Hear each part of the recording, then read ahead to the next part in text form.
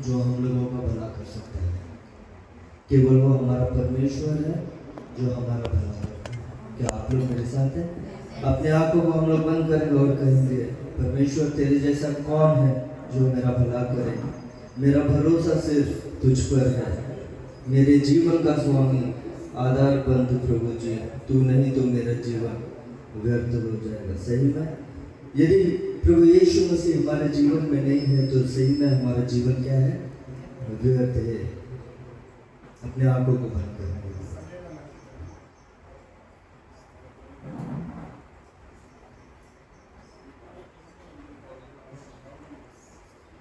तेरे जैसा कौन है जो मेरा भला करे, मेरा भरोसा सिर्फ तुझ पर प्रभु। तेरे जैसा कौन है जो मेरा भला करे, मेरा भरोसा सिर्फ तुझ पर प्रभु। मेरे जीवन का स्वामी आधार बना तो प्रभु जी, तू नहीं तो मेरा जीवन व्यर्थ हो जाएगा। मेरे जीवन का स्वामी आधार बना तो प्रभु जी, तू नहीं तो मेरा जीवन व्यर्थ हो जाएगा। एल शडाय आराधना, एलोहीम आराधना, अडोनाय आराधना, यहोवा आराधना, एल शडाय आराधना, एलोहीम आराधना, अडोनाय यहोवा आराधना। Hallelujah, thank you Jesus God.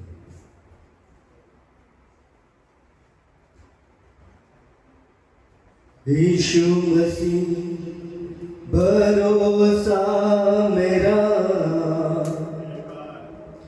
तू ही सहारा है मेरा।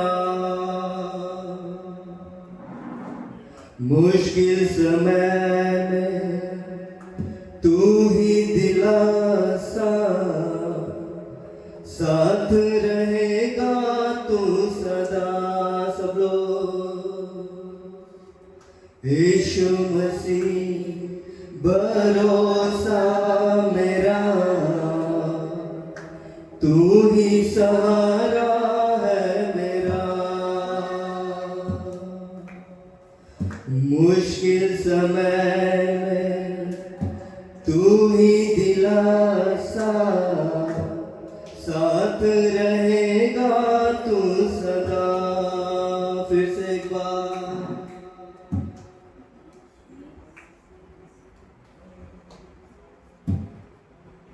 यीशु मसीह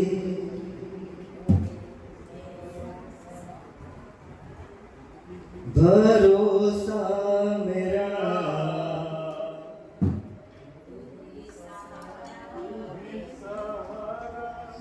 यही है, यही होता है। सिर्फ पीछे पीछे बोलना है आपको। यीशु मसीह, नहीं समझ में आ रहा लगता है हिंदी मेरे पीछे वापस से उसको क्या करना है, रिपीट करना है। इसलिए यीशु मसीह भरोसा मेरा,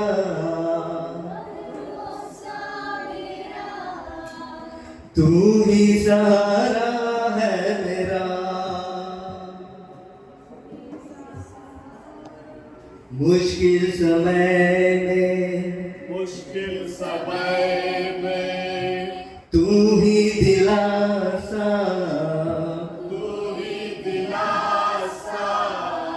साथ रहेगा तू सदा। यीशु मसीह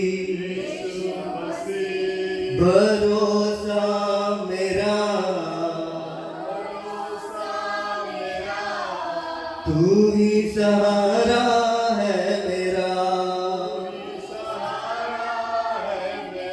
मुश्किल समय में तू ही दिलासा, साथ रहेगा तू सदा, करुणा भलाई तेरी,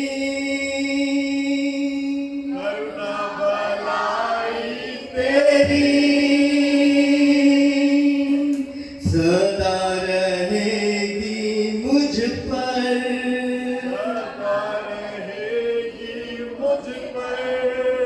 तेरी विश्वास योग्यता,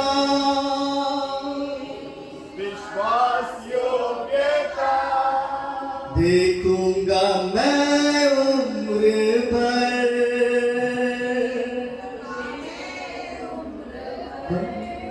मैं हाथ उठाकर गाऊंगा,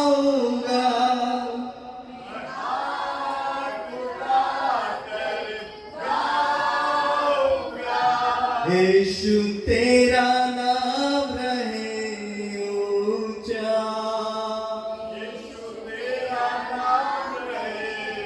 ऊंचा। मौत से है बचाया तूने, जीवन नया है दे दिया, नाम लेकर पुकारा मुझे, महिमा से मुझको भर दिया, मौत से है बचाया तूने, जीवन नया है दे दिया, नाम लेकर पुकारा मुझे, महिमा से मुझको भर दिया,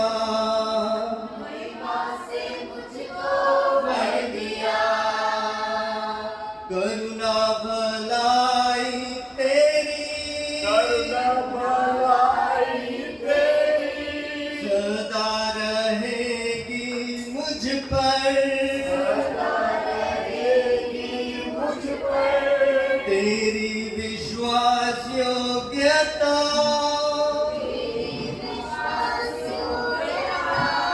देखूंगा मैं उम्र भर, मैं हाथ उठाकर गाऊंगा, यीशु तेरा नाम रहे ऊंचा, मैं हाथ उठाकर गाऊंगा, यीशु तेरा नाम रहे ऊंचा,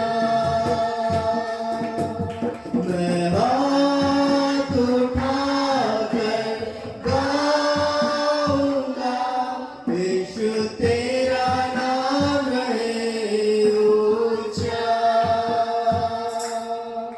मैं हाथ उठाकर गाऊंगा, यीशु तेरा नाम रहे ऊंचा, मैं हाथ उठाकर, हर कोई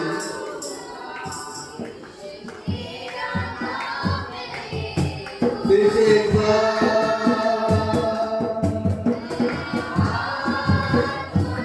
हर कोई अपने जुबान को खोलेगा ऊंची आवाज में,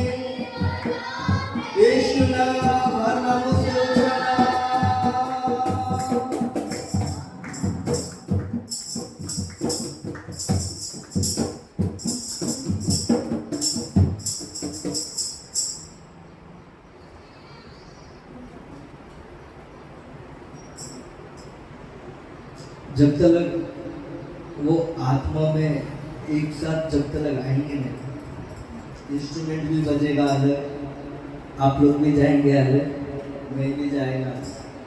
क्या आप लोग मेरे साथ हैं? क्या आप लोग मेरे साथ हैं?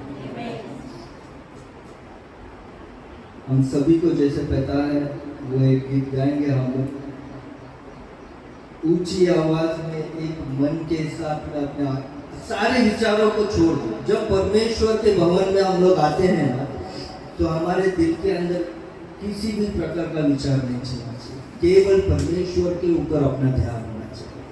ये क्या कर रहा है, वो क्या कर रहा है, छोड़ दो सब। तो आप लोग मेरे साथ अपने आंखों को बंद करो और केवल अपनी जरूरतों को परमेश्वर से मांगो, क्योंकि वो आज भी देने के लिए योग्य है। अपने आंखों को बंद करिए और केवल प्रभु से मांगते रहिए, मन ही मन, मन ही मन।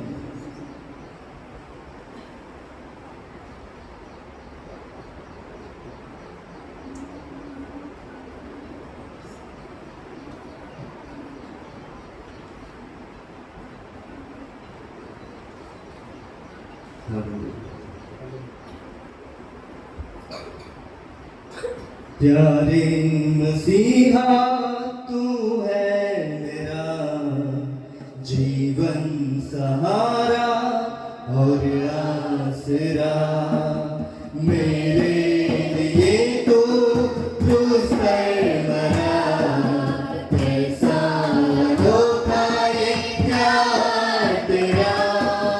प्यारे मसीहा तू है मेरा जीवन सहारा और आसरा, मेरे लिए तू क्रूस पर मरा,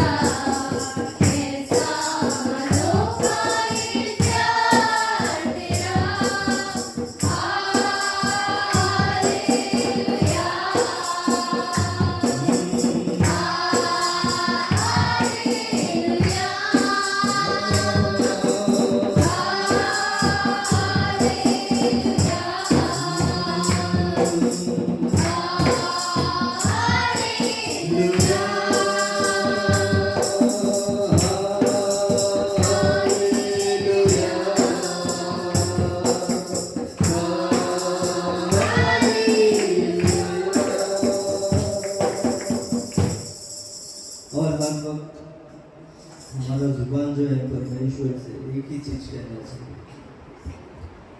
मेरे पास रहना प्यारे यीशु,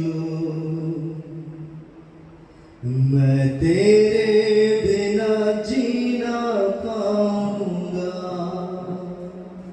सही में है क्या?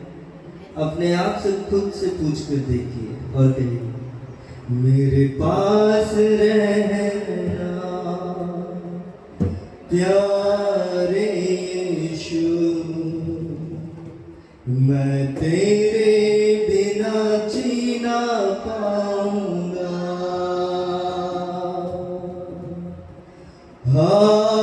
Hallelujah hallelujah hallelujah hallelujah hallelujah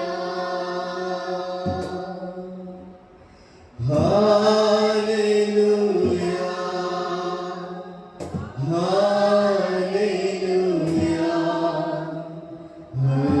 hallelujah hallelujah. बीमारी की हालत में मेरी सेहत बनकर आया, दुश्मन की अदावत में मेरा प्यार बनकर आया। बीमारी की हालत में मेरी सेहत बनकर आया, दुश्मन की अदावत में मेरा प्यार बनकर आया। मेरे पास रहना प्यारे यीशु, मैं तेरे बिना जीना पाऊंगा। मेरे पास रहना प्यारे यीशु, मैं तेरे बिना जीना पाऊंगा।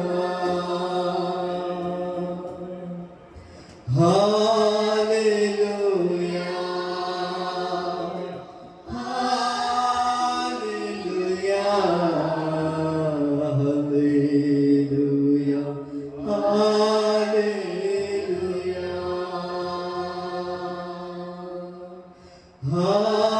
हालेलुया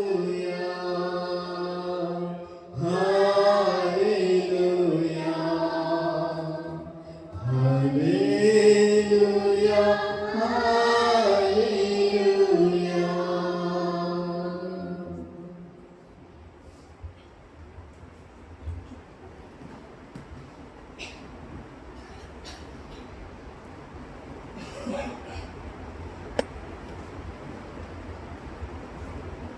एक वचन को पढ़ेंगे।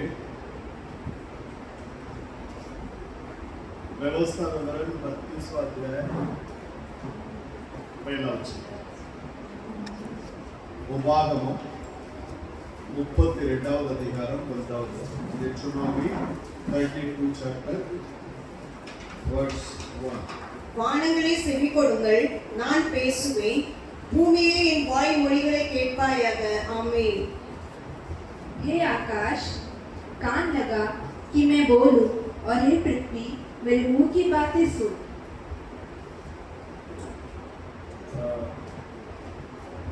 कलीसिया के सारे फ्राइड लोग आगे आए, एल्डर लोग आगे आए।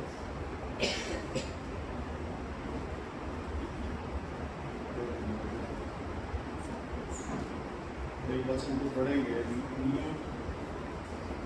पहला अध्याय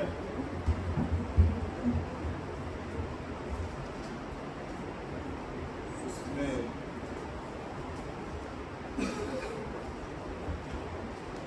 57 से 59 तक पढ़ेंगे। 57 से 59 पीयूष मैं पत्नी के साथ बच्चों को लेकर तब एलिशा 57 லூக்கா 1வது அதிகாரம் 57 तब एलिशबा के प्रसव का समय पूरा हुआ और उसने पुत्र को जन्म दिया। उसके पड़ोसियों और कुटुंबियों ने यह सुनकर कि प्रभु ने उस पर बड़ी दया की है, उसके साथ आनंद मनाया। और ऐसा हुआ कि 8वें दिन में बालक का खतना करने आए और उसके नाम उसके पिता के नाम पर जकरिया रखने लगे। எலிசபெத்து பிரசவ காலம் நிறைவேறின பின்பு அவள் ஒரு புத்திரனை பெற்றாள். கர்த்தர் அவளிடத்தில் தம்முடைய இரக்கத்தை விளங்க பண்ணினார் என்று அவளுடைய அயலகத்தாரும் பந்து ஜனங்களும் கேள்விப்பட்டு அவளுடனே கூட சந்தோஷப்பட்டார்கள். 8ஆம் நாளிலே பிள்ளைக்கு விருத்த சேதனம் பண்ணும்படிக்கு அவர்கள் வந்து அதன் தகப்பனுடைய நாமத்தின்படி அதற்கு சகரியா என்று பெயரிடப் போனார்கள். ஆமென்.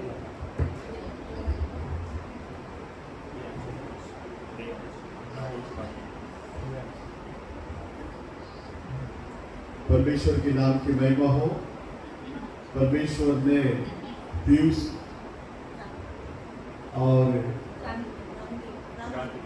क्रांति इनके ऊपर अनुग्रह करके एक अच्छा सुंदर सा लड़का दिया है, रियाज।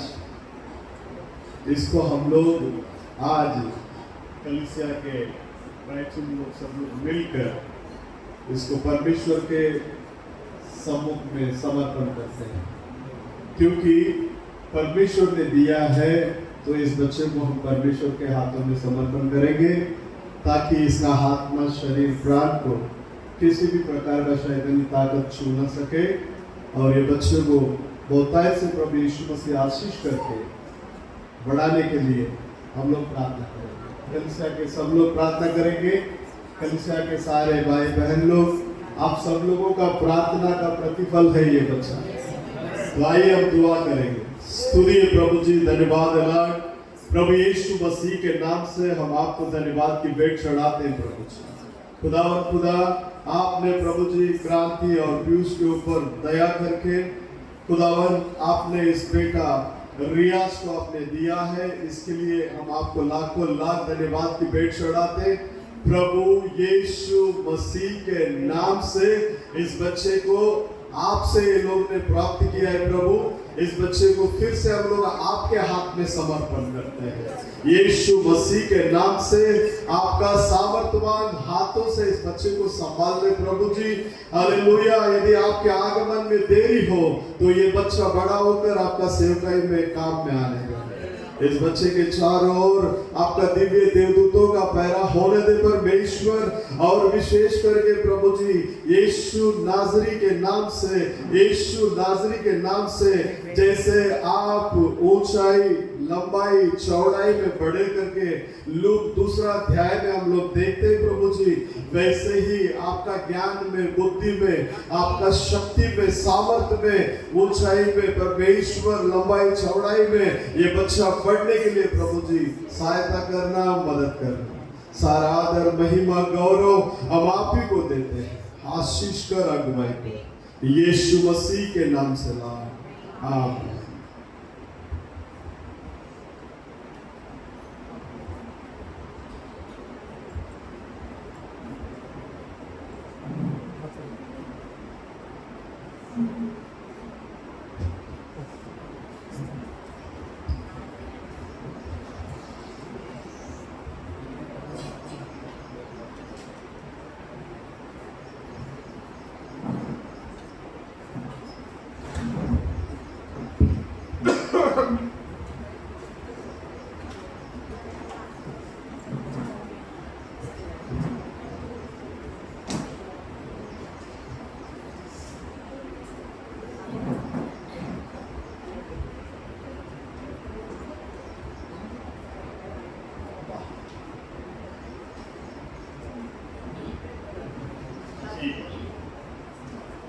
மறுபடியும் வாசிக்க அந்த உபாகமத்தை.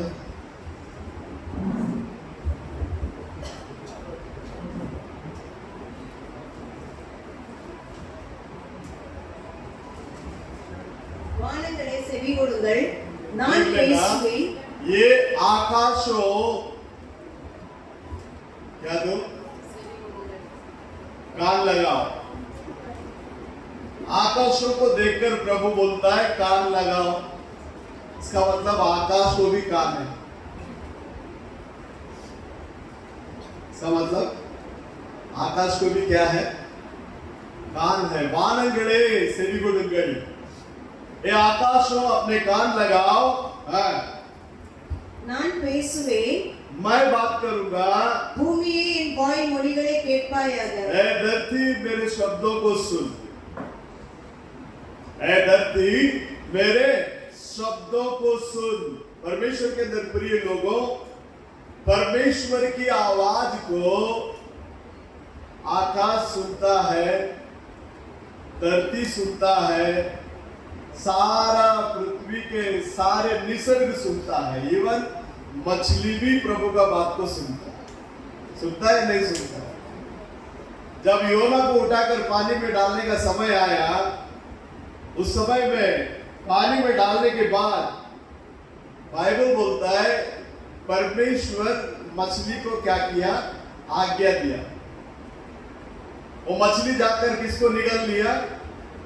योना को निगल लिया। निगलने के बाद जब निनिवे शहर का किनारा आया तो परमेश्वर का वचन कहता है मछली को उसने आज्ञा दिया और मछली ने उसको क्या कर दिया? उगल दिया। तो उसको किनारे पे क्या कर दिया? फेंक दिया। मतलब क्या है? मछली तक परमेश्वर का आवाज को क्या करता है? सुनता है। और एक जगह पे आप देखेंगे पतरस रात भर जाल डाल के परेशान होकर एक भी मछली मिला नहीं, ये अभी बोला अभी कुछ मिलने वाला है नहीं करके निराश होकर जब बैठने का समय आया, परमेश्वर उसका बोट में बैठकर प्रचार कर रहे थे। प्रचार खत्म होने के बाद में उसको बोला एक काम कर, तो थोड़ा आगे जाके गहराई में क्या कर? जाल डाल। पतरस बोलता है आइए रे, हम लोग रात भर जाल डाल के क्या कर देख लिया लेकिन एक भी मछली, क्योंकि पतरस को उस जगह के बारे में अच्छे से मालूम है किधर कौन सा मच्छी मिलने वाला है, सारा चीज उसको पूरी तरीके से मालूम था। लेकिन वो बोलता है मैंने बहुत कोशिश किया, किधर भी कुछ नहीं मिला। उसके बाद में बाइबल बोलता है वो परमेश्वर के वचन के अनुसार क्या किया? डाला। इसके अनुसार? वचन के अनुसार। उमड़ी वार्ते बड़ी, जब उसका वचन के अनुसार उसने डाला ना, वहां क्या हुआ? किनारे में खड़ा होकर प्रभु यीशु मसीह मछलियों से बात किया रहेगा, रेस्ट लिया हुआ टाइम खत्म हो गया अभी तुम्हारा, जाओ सब लोग पतरस के जाल में घुसो अंदर। क्योंकि हर एक सृष्टि प्रभु का आवाज को क्या करता है? सुनता है। सुनता है या नहीं सुनता है? प्रभु का कलाम के अनुसार प्रत्येक सृष्टि परमेश्वर का आवाज को क्या करता है? सुनता है। इसके लिए बोलता है ये आकाशों तुम लोग क्या करो? अपना कान को खोलो। देखो परमेश्वर ने इतना काम किया है तो उसको ये सिर्फ 66 किताब में आप बंद करके रख नहीं सकता। उसने इतना काम किया। वो बोलता है यूहन्ना का किताब 21वां अध्याय लास्ट वचन को पढ़िए।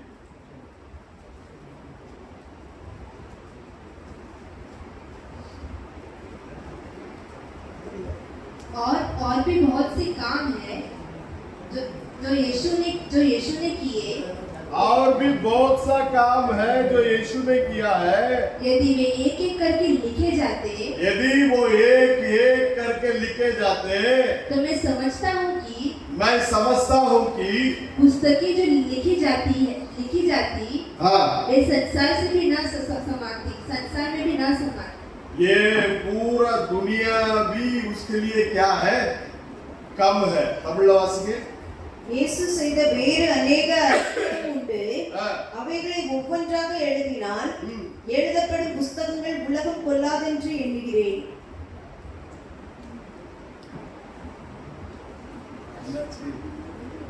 நீங்க மெதுவா பேசினாலும் அந்த லைவ்ல கேட்கும் பார்க்கறோம். மைக்ல இருந்து சத்தம் டக்குன்னு போகும். அவ்வளவுதான் இருக்கும். லைட்டா நீங்க பேசினாலும் அந்த சத்தம் பேசிட்டுல அந்த கேட்கும். வெளியில பேச மறுபடியும் வாசிங்க அந்த வார்த்தை. இயேசு செய்த வேறு अनेक காரியங்களும் உண்டு. यीशु செய்த வேறு अनेक காரியங்கள் உண்டு. यीशु ने जो किया ऐसे और भी बहुत सारे कार्य है. அவைகளை ஒவ்வொன்றாக எழுதினால் उसको एक एक करके लिखेगा तो भी எழுதப்படும் புஸ்தகங்கள் உலகம் கொள்ளாதென்று எண்ணுகிறேன். हाँ, लिखने वाला किताब ये पूरा अक्का जगत भी क्या नहीं है उसके लिए, पूरा दुनिया भी. इसके लिए गीतकार लिखने के टाइम पर लिखता है, अगर वो लिखने के लिए चालू करेगा ना, ये समुद्र का पानी खत्म हो जाएगा, लेकिन वो उसका बारे में लिखना क्या नहीं होगा, खत्म नहीं होगा. इतना बड़ा बड़ा कामों को प्रभु यीशु मसीह ने क्या किया है, ये जगत के अंदर किया है. अब आइए व्यवस्था विवरण में वही 32वां अध्याय में दूसरा वचन में पढ़िए. मेरे उपदेश मेघ के समान बरसेगा. मेरा उपदेश किसके समान बरसेगा? मेघ के समान बरसेगा. मेघ के समान बरसेगा. और मेरी बातें ओस के समान टपकेगी. और मेरी बातें ओस की समान क्या करेगी? टपकेगी. ரெண்டாவது வார்த்தை வாசி. மழையானது ஆ. இளம் பயிரின் மேல் பொழிவது போல ஆ. என் உபதேசம் பொழியும். ஆ. பனி துளிகள் புல்லின் மேல் இறங்குவது போல ஆ. என் வசனம் இறங்கும். हाँ, देख लेना, यहाँ मेरा उपदेश जो है मेरे किनारे क्या करेगी? बरसेगी. अब जहां बरसता है उस जगह के अंदर आप झाड़ पौधों को देखेंगे तो कैसा रहेगा? सुखेला रहेगा, मुरझा हुआ रहेगा. कैसा रहेगा वो? हमेशा कैसा रहेगा? हरा भरा रहेगा. तो जिनके ऊपर प्रभु का वचन मिलता रहता है उनके जीवन में हमेशा आनंद और खुशियां क्या करना चाहिए? दिखने में आना चाहिए. परमेश्वर का उपदेश उनके लोगों के ऊपर इसके लिए भेज रहा है ताकि वो लोग उस उपदेश को सुनकर, उस उपदेश को समझकर, उस उपदेश में बने रहकर परमेश्वर के लिए क्या ला सके? फल ला सके. शास्त्र ले कहता है जैसा बारिश मेरे उपदेश में किनाई बरसेगा और मेरी बातें ओस किनाई टपकेगी. पानी यही बोल है. ओस बोलने से क्या है? पानी, शबनम.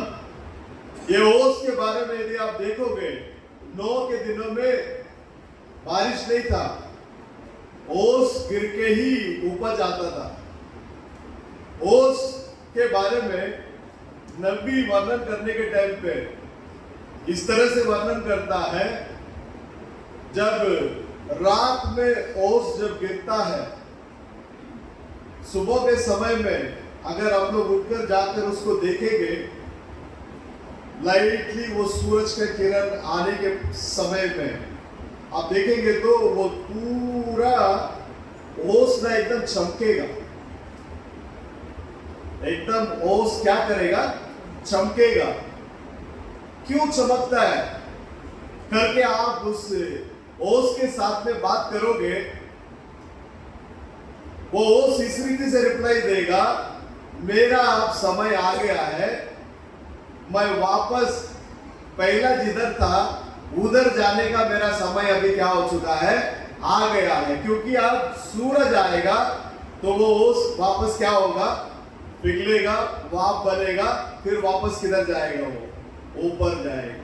परमेश्वर के अंदर प्रिय लोगों, आप और मैं भी उसी ओस के समान हैं. हम किधर थे? ये दुनिया के बुनियाद डालने के पहले परमेश्वर के अंदर थे, और परमेश्वर के अंदर से हम जब बाहर आए, अब वो समय आ गया, अब वो धार्मिकता का सूरज आने वाला है हमको वापस लेकर जाने के लिए.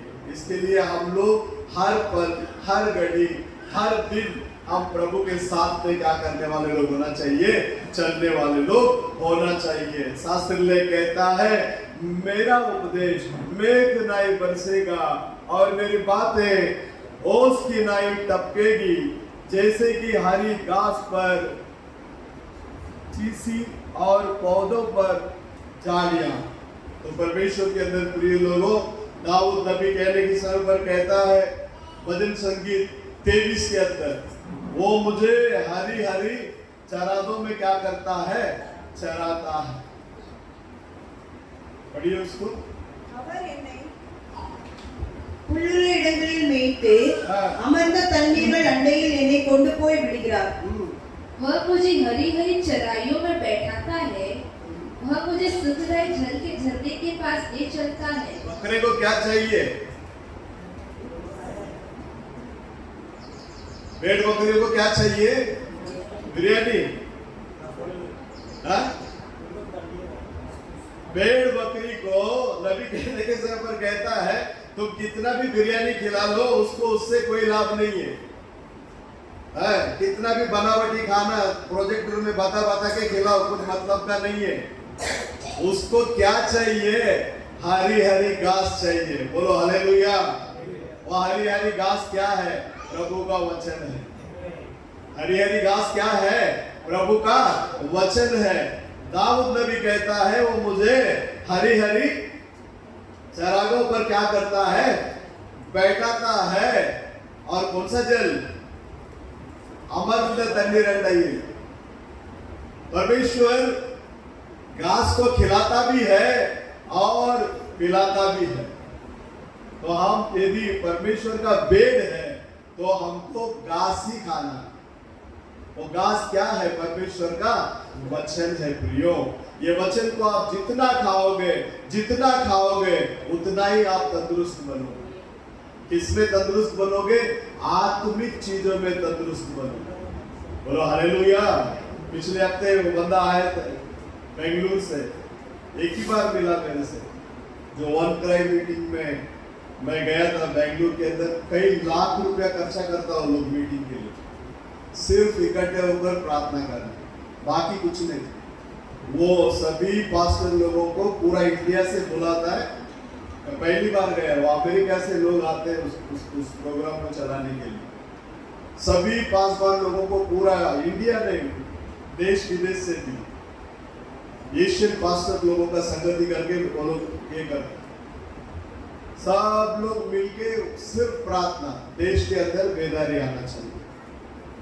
देश के अंदर क्या आना चाहिए? बेदारी आना चाहिए करके पास्टर लोग सब एक दूसरे को पकड़कर क्या करते? प्रार्थना करते। 2 दिन का मीटिंग था, मेरे को लगा 3 दिन रहेगा करके, लेकिन 2 दिन का मीटिंग में दूसरा दिन वो लोग प्रभु भोज भी रखा। कभी दोपहर में वो वेफर, वो वाइन लेके के रखे गए, मैं टच नहीं किया उसको। कोई हमारा साथीदार लोग से पूछा, अरे मास्टर साहब आप लिया नहीं? मैं बोला मैं नहीं लेता। क्यों नहीं लेता? रूम में आओ बताता। फिर लाद में आया, उसको 13वां अध्याय ओपन किया, फिर सब वचन उसको एक्सप्लेन किया और बोला बात बराबर। प्रभु भोज रात में ही क्या करना चाहिए? लेना चाहिए। कई लाख रुपया खर्चा कर रहा है वो लोग आकर, लेकिन परमेश्वर के अंदर प्रिय लोगों, मसीहत की जिंदगी एकदम सिंपल है। एकदम सिंपल सिटी में कलाम के अनुसार पाप का क्षमा पाओ, पवित्र आत्मा का अभिषेक पाओ, पवित्र आत्मा के अभिषेक के अंदर निरंतर बने रहो। अब देखो आपके अंदर से प्रभु का फल प्रकट हो। मेंढा को तुम बाल देव करके बोलने का जरूरत नहीं है। मेंढा का स्वभाव ही है उसको बाल देना। मेंढा का अंदर से क्या निकलेगा? लेकिन बकरा से आप बाल का बात जो सकता है क्या? बकरा बाल देगा? नहीं देगा। बाल कौन देगा? मेंढा ही देगा। तो परमेश्वर आपके अंदर सामर्थ को रखा है, आपके अंदर शक्ति को रखा है। आप इधर उधर दौड़ने की जरूरत नहीं, इधर उधर ताकने की जरूरत नहीं।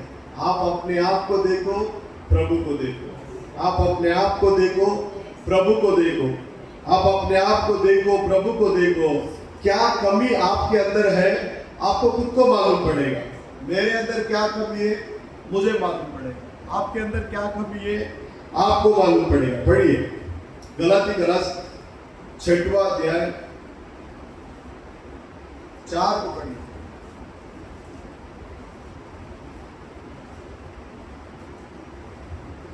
पर हर एक अपने ही काम को जांच ले हाँ और तब दूसरे के विषय में नहीं परंतु अपने ही विषय में उसको घमंड करने का अवसर होगा। அவனவன் தன் தன் சுய கிரியையை சோதித்து பார்க்க கடவன். அப்பொழுது மற்றவனை பார்க்கும் போதல்ல தன்னையே பார்க்கும் போதும் என்னை பாராட்ட அவனுக்கு இடம் உண்டாகும். सिंपल वर्ड लेकिन बहुत कुछ है इसके अंदर। अपने आप को ठीक करने के लिए ये एक वचन काफी है। कितने लोग विश्वास करते हैं? अपने आप को ठीक करने के लिए ये एक वचन काफी है। इसको उसको बारे में हम लोग को बोलने का जरूरत नहीं। क्या कहता है इधर? प्रत्येक व्यक्ति अपने खुद की क्रिया को,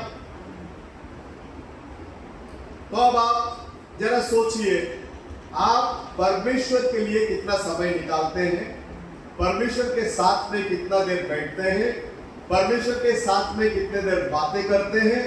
परमेश्वर के लिए आप क्या किए हैं, क्या करते हैं? ये सारी बातों को अपने आप से ही पूछिए, दूसरा कोई आपको पूछने का जरूरत नहीं। तो उसमें कहां तक आप ठीक है, कहां तक आप गलत है? अगर सभी चीज में ठीक है, बहुत अच्छी बात है। अगर कुछ कमियां दिखती है, उस कमियों को ठीक है।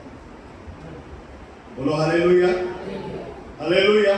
क्योंकि ये वचन हमको क्या करता है? ठीक करता है। ये वचन हमको क्या करता है? ठीक करता है। इस वचन के अनुसार अगर हम एक एक व्यक्ति ठीक कर लेंगे ना, कलीसिया के अंदर प्रभु का आग भड़क जलेगा। यहां हम लोग ऐसे बैठे हैं ना, कोई भी डेविल स्पिरिट उधर आएगा ना, उधर से चिल्ला के भागेगा, उधर ही चिल्लाएगा। क्यों? क्योंकि यहाँ सब वचन के अनुसार क्या है? प्रॉपर वे में चल रहे हैं। बोलो हालेलुया। तो परमेश्वर के अंदर प्रिय लोगों, मसीह जिंदगी बहुत ही सिंपल सी थी ये देखिए। और आइए ये 32वां अध्याय में तीसरा वचन को पढ़िए।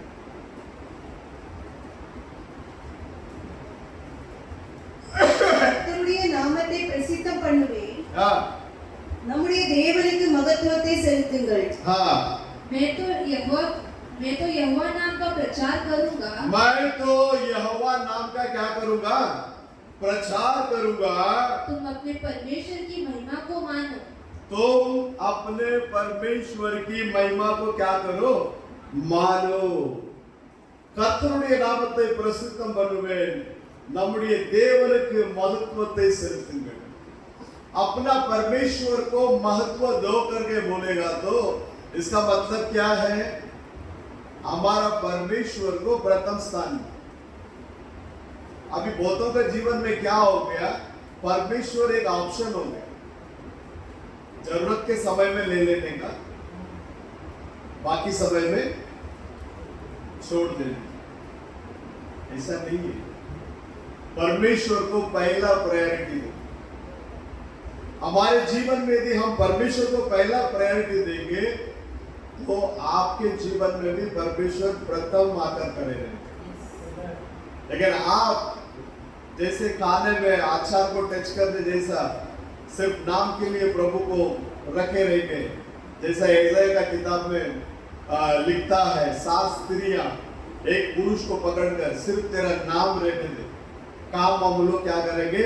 अपना ही करेंगे। 7 ஸ்திரீகள் ஒரு புருஷனை பிடித்து என்ன சொல்றாங்க? நீங்க உங்களுடைய பேர் மட்டும் என்ன செய்யுங்க? எனக்கு இருக்கட்டும், तुम्हारा नाम हमको चाहिए बस, लेकिन काम क्या करेंगे? हम अपना ही। ऐसा नहीं है। प्रथम स्थान प्रभु को देना चाहिए, प्रथम स्थान प्रभु को देना चाहिए, उसके नाम की महिमा करना चाहिए। आप जितना प्रभु को पहला स्थान देंगे ना, उतना ही आशीष को आप आपके जीवन में देख सकते हैं, उतना ही बड़े बड़े कामों को आप क्या कर सकते हैं? प्रभु का देख सकते हैं। ब्रनम का आपने गवाही सुना, बोला आखिर उनको अप्रिशिएट करना पड़ा। मैं बताता हूं, कलाम के अनुसार तुम जिस स्थान पर काम करते हो उस मनुष्य का डर नहीं, परमेश्वर के डर के अनुसार उत्तम से काम करेगा ना, तुम्हारा दुश्मन भी तुमको अप्रिशिएट करेगा। तुमको अप्रिशिएट करने के लिए प्रभु लगाएगा। मैंने मेरे जीवन के अंदर अनुभव किया है, लोगों ने आकर मेरे को तब आके बोला तेरा यीशु तेरे साथ में है। हमारा खुदा आज भी जिंदा है। हमारा खुदा को हमारे जीवन में प्रथम स्थान दो। जैसे आप अपने नौकरी को प्रथम स्थान देते हैं, समय पर जाते हैं, समय पर बैठते हैं, खाते हैं, समय हो गया आते हैं, उसी हिसाब से परमेश्वर के लिए भी समय को क्या करो, दिया हुआ समय के अनुसार उसको आप करेंगे, आपके जीवन में बहुत सारे चीजें होंगी। चौथा वचन को पढ़िए। அவர் கண்மலை वो कौन है? वो चट्टान है। அவர் கிரியை உத்தமமானது, அவர் வழிகளெல்லாம் நியாயம், அவர் நியாயக்கேடில்லாத சத்தியமுள்ள தேவன், அவர் நீதியும் செம்மையுமானவர்। वह चट्टान है, वो चट्टान है, उसका काम खरा है, उसका काम भी कैसा है? सही काम है। यीशु मसीह के पास कोई गलत काम नहीं है। वो कौन है? वो चट्टान है, और वो चट्टान आपके साथ साथ में चलने वाला चट्टान है।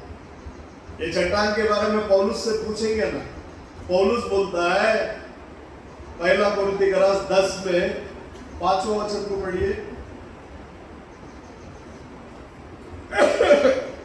அவைகளால் நாங்கள் தர்க்கங்களையும் தேவனை அறிகிற அறிவுக்கு எங்களுடைய போர் ஆயுதங்கள்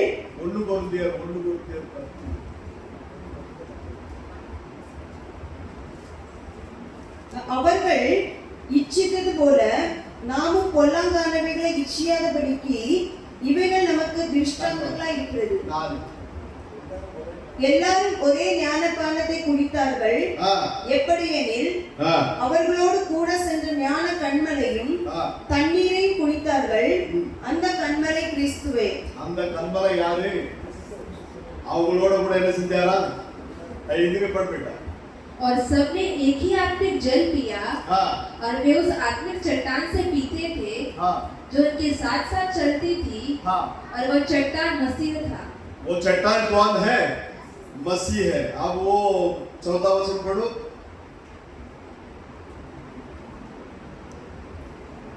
व्यवस्था அவர் கண்மலை, वो कौन है? चट्टान है। और यहाँ पौलुस क्या बोलता है?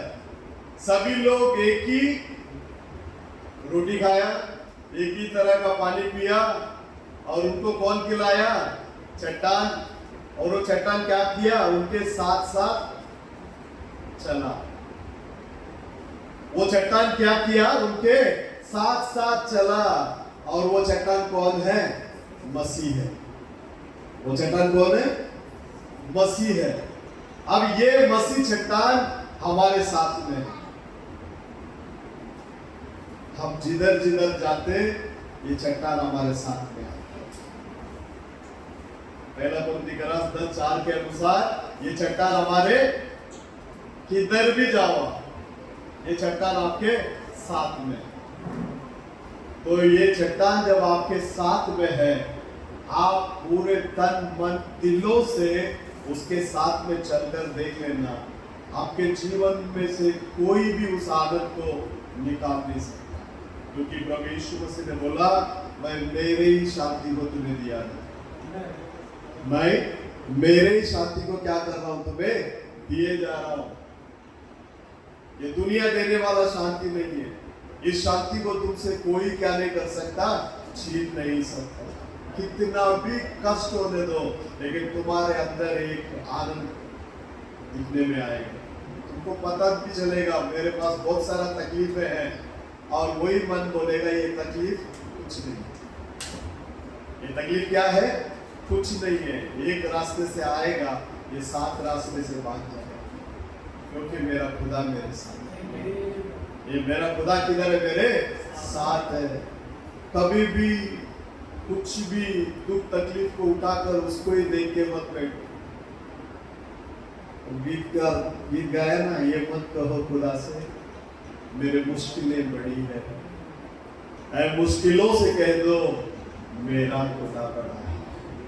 कितना भी मुश्किल आने दो, कितना भी परेशानियां आने दो, आपको उसके सामना करने का लायक प्रभु बनाता है। इसके लिए पिछले संडे वो दूर से बंदे को लेकर आकर पवित्र आत्मा का अभिषेक को छोटे से लेकर बड़े तक सब लोग बड़ों करके एक छोटा सा संदेश क्यों ना हो, लेकिन वो कलीसिया के लिए लाभदायक संदेश को क्या करके गया है, देकर गया।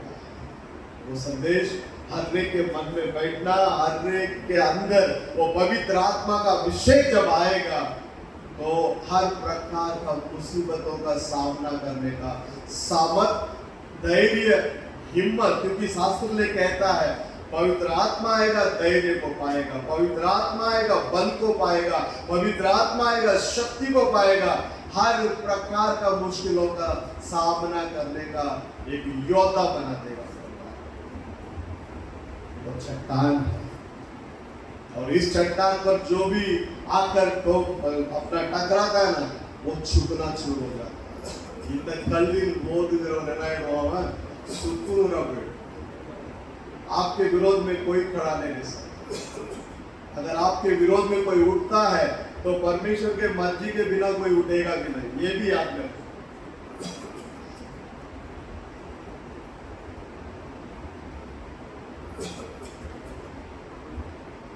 हमको परमेश्वर इस संसार के अंदर एक प्रज्वलित दीपक के रूप में रखा है।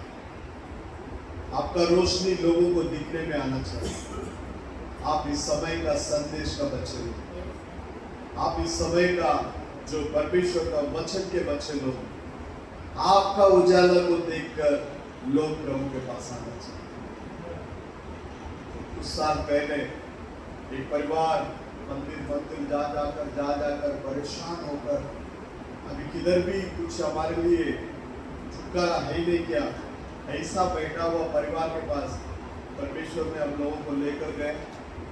पूरा परिवार डेविल स्पिरिट से बंधा हुआ, सबको प्रभु ने छुटकारा दिया। छुटकारा देने के बाद जब वो लोग कलीसिया में आने लगे, वहाँ अड़ोस पड़ोस में रहने वाले लोग बोले, लोग तो बहुत परेशान थे, अभी एकदम आनंद से है, बात क्या है? तो एक बंदा आकर पूछा, अरे क्या हुआ, तुम लोग किधर गए थे, क्यों अभी एकदम अच्छा लग रहा है तुमको? बोला ऐसा जाए। तो बोला मेरा भी बीवी को लेकर चल रहा है, क्योंकि वो बार बार सुसाइड करने के लिए बात की, किधर सुसाइड करने के लिए। तो उसको लेकर आया तो उसके लिए प्रार्थना किया, तो उसके अंदर वो सुसाइड करने वाला 2-3 बार प्रार्थना किया, वो स्पिरिट निकल, वो पूरा परिवार उद्धार किया। मैं क्यों बता रहा हूँ, आप लोग अच्छा पावरफुल रहेंगे, आपका शब्दों से, आपका क्रिया से आप लोग भी बहुत सारे परिवार को उद्धार के अंदर लेकर आ सकते। एक आदमी से कुछ नहीं हो, एक आदमी से कुछ नहीं होगा। अकेला दौड़ सकता है क्या? दौड़ सकता है? नहीं। आप सब लोग मिलकर प्रभु के लिए मैं कुछ करूं, मैं जैसा उद्धार पाया और भी लोग क्या करना चाहिए, उद्धार पाना चाहिए।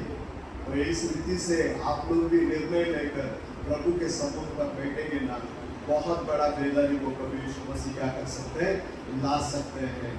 प्रभु हमारा चट्टान है, और यशायाह बोलता है तुम जिस चट्टान से तुमको खोद कर निकाला उस चट्टान को देखो। आप और मैं किधर से खोद कर निकालेंगे?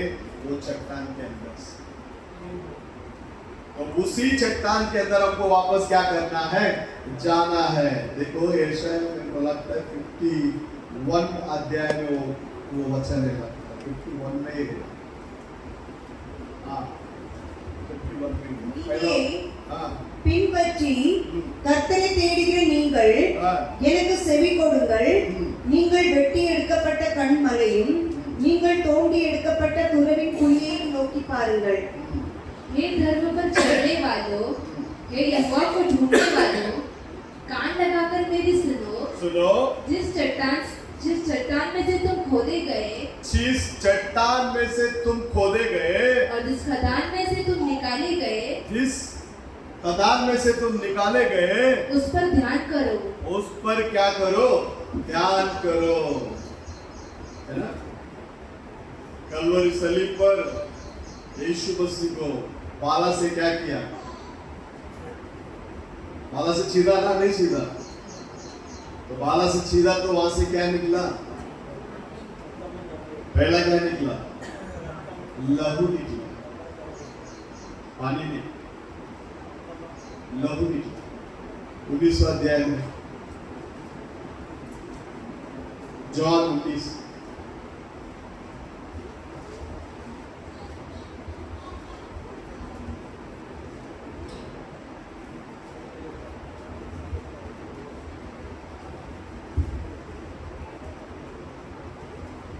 परंतु 34 परंतु से 19वां अध्याय में 34वां वचन। परंतु सैनिकों में से एक ने बर्छे से उसका पंजर भेदा और उसमें से तुरंत लहू और पानी निकला। क्या निकला? पहला क्या निकला? लहू निकला। हाँ ஆகிலும் हाँ போர் செய்வதில் ஒருவன் ம். ஈட்டினாலே அவருடைய விழாவில் குத்தினான். हाँ। உடனே இரத்தமும் தண்ணீரும் புறப்பட்டது. यहाँ इसके अंदर से पहला क्या निकल रहा है? लहू निकल रहा है। उसके बाद में क्या निकल रहा है? पानी निकल रहा है। पहला यीशु मसीह सलीब पर मारा गया, मारने के बाद उसको बाला में क्या कर रहा है? बाला से छिदरा, छिदने के बाद क्या निकल रहा है? उधर लहू निकल रहा है और क्या निकल रहा है? पानी निकल रहा है। इसके लिए हम लोग प्रभु भोज में पहला रोटी देते, उसके बाद द्राक्ष रस देते, उसके बाद में क्या देते? पैर धोने के लिए। सब बाइबल के अनुसार नबी भी कहने के समय पर कहता आफ्टर कम्युनियन, मतलब कम्युनियन होने के बाद वो लोग फीट वॉशिंग के लिए जाते। पहला यीशु मसीह सलीब पर मरे, उसके उदाहरण पर रोटी को क्या करते हैं हम लोग? तोड़ते। उसके बाद में हम लोग क्या करते? जो यहाँ से लहू निकला उसके लिए हम क्या करते? द्राक्ष रस देते। और जो पानी निकला, थर्ड स्टेप जो है वहां क्या है? पैर धो। अपना ज्ञान, अपना दिमाग किधर भी नहीं लगाना। जो बाइबल के अंदर है 13वां अध्याय में बोलता है आवर भोजनते बिट्टू लेते, मतलब भोजन फिनिश होने के बाद वो जाकर क्या किया है? लोगों का पैर। तो हर एक बातें के लिए हमारे पास क्या है? कलामी, यहाँ उत्तर प्रभु ऑलरेडी लिख कर रखा है। इसके लिए परमेश्वर के अंदर प्रिय लोगों, हम हमारे जीवन के अंदर पहला स्थान प्रभु को देंगे। प्रभु को पहला स्थान देकर यदि हम हमारे जीवन को चलाएंगे तो हमारे जीवन के सामने आने वाला हर एक परेशानियों से हमको बचाने के लिए प्रभु यीशु मसीह तत्पर खड़ा होता है। प्रभु यीशु मसीह हम लोगों का आशीष करे। सब लोग खड़े हो जाएंगे, एक गीत गाएंगे।